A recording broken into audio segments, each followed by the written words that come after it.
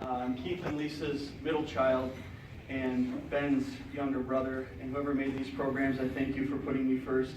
It made him very upset. So, in the Banquet family, I'm the only one who didn't play soccer. Watching the World Cup makes me fall asleep, and playing FIFA video games really is tough to watch. No Banquet has been to fewer St. Norbert sporting events in the last 10 years, and yet here I am, the one to tell you all about St. Norbert's finest soccer player. So I'll spare you another recital of her on-the-field achievements. I've heard enough of it.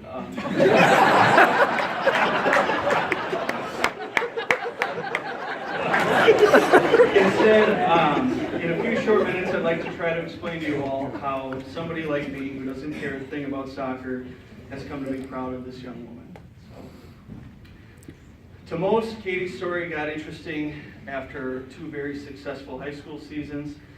She blew out her ACL and was going to be out for her junior year. Katie wept when she got hurt for what seemed like a very long time to 2 brothers and a new boyfriend. And we were trying to comfort her and say, sweetheart, you know, your Division I dreams are still alive. You're still going to play again. This happens all the time. There are good doctors out there. I think you might know a good doctor with Mackenzie, right? But we'd come to find out that's why she wasn't crying. She had already added up the months in her head and realized that she wasn't going to get to play anymore with a very big chunk of her good friends that she played 2 years already with. You know, the Bree Cusses of the world, the Katie Boyners, the Ashley Split-Crippers. And that's what bothered her the most, was not that her career, maybe a little bit, but she was upset that she wasn't going to get to play with the people that she cared about so much. And when those phone calls stopped coming from Division I programs, she found herself at St. Norbert. And to be honest, I don't remember what the expectations really were. I was a student at UW at the time, and I just knew that she should have given it a chance there to try to play soccer at a Division I program. I knew a lot of things back then. As the goals added up at Schneider Stadium, I thought, excellent, this is going to be a nice springboard for her to move on to a bigger program. But I had already missed the point. She had found a new home at St. Norbert, and she had found a beautiful second chance with a new set of people that she really cared about. Her junior year, as you might be able to read in the program, they went to the NCAA tournament for the first time in school history. And that was great, but what mattered to Katie was that she got to hoist the trophy with her best friend, Ellie. The personal and team success from her first 3 years, and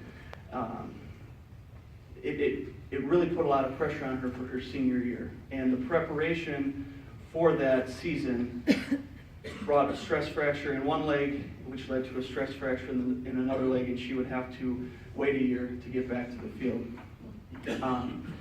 And she did that. She worked hard to come back, but all of a sudden, all of the friends she had made were gone.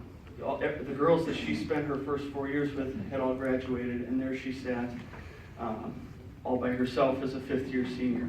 And it was sometime that winter that I realized that really this goals thing didn't really register too high on her list of things. She was continuing on because she realized it brought notoriety to the school that she loved, and she wanted a chance to play with some girls that she'd met, like Fiona, you know, that were freshmen when she was a senior, and now she got to play with them in her second senior year. But in a Press Gazette article that year, she admitted, as the record got closer, there was a little bit more pressure, just because that's kind of the only thing anyone talks to me about.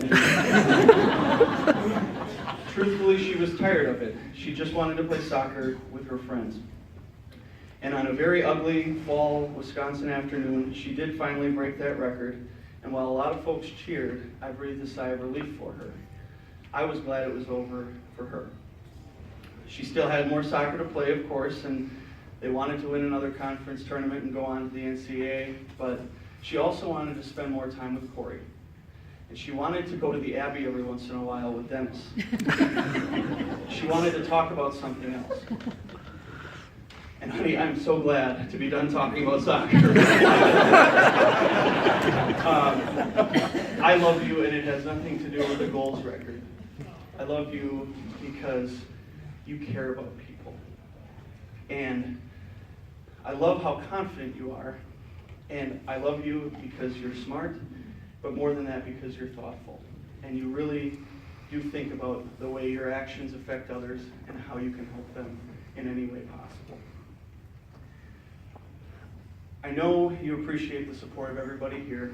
I know there are people you wish could be here, and there are a few special souls who didn't make it to this day to see you up here. But I just want you to know that if I can say I'm proud of you, it's a lot easier for a lot of other people. And I love you, and congratulations.